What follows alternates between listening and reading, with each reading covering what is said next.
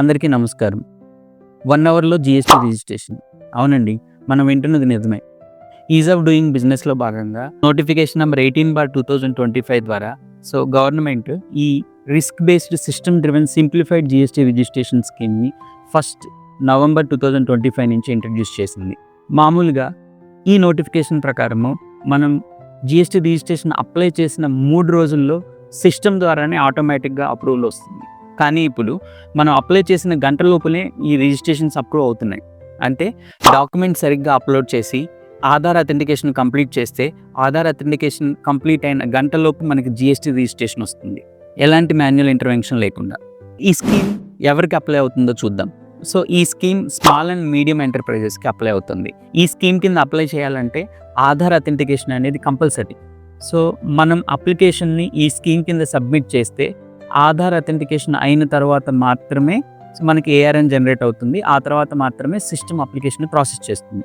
ఈ స్కీమ్ కింద రిజిస్టర్ చేసుకోవడానికి 1 పాన్ నెంబర్ మీద 1 స్టేట్లో 1 GSTN మాత్రమే ఎలిజిబుల్ అవుతుంది. ఇప్పుడు మనం ఈ స్కీమ్లో ఉన్న డ్రాబ్యాక్స్ని చూద్దాం. మనకి ఈజీగా రిజిస్ట్రేషన్ దొరుకుతుంది, చాలా బాగుంది. కానీ ఈ స్కీమ్ కింద రిజిస్టర్ అయితే మనం B2B అవుట్వర్డ్ సప్లైస్ని 2,50,000 ట్యాక్స్ లయబిలిటీ వరకు లిమిట్ చేయాలి. దానికి మించి మనం GSTR 1లో అవుట్వర్డ్ సప్లైస్ని రిపోర్ట్ చేయడానికి ఉండదు. అంటే ఇండైరెక్ట్గా మనం 2,50,000 ట్యాక్స్ లిమిట్ దాటి సేల్ చేయడానికి ఉండదు.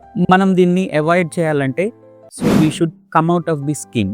ఈ స్కీమ్లో మనం REG 32 ఫామ్ని అప్లై చేసి ఈ స్కీమ్ నుంచి బయటకు వచ్చి మనం రెగ్యులర్ రిజిస్ట్రేషన్కి కన్వర్ట్ అయిపోవచ్చు.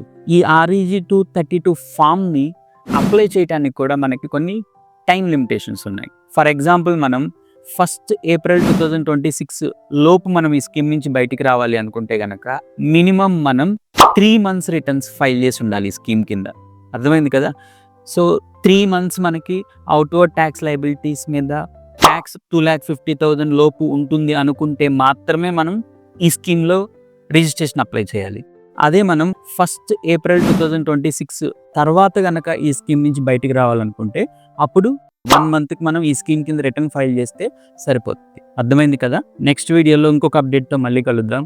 ఈ విషయాలు మీకు నచ్చితే కనుక ఈ ఛానల్ని సబ్స్క్రైబ్ చేయండి, ఈ వీడియోని లైక్ చేయండి.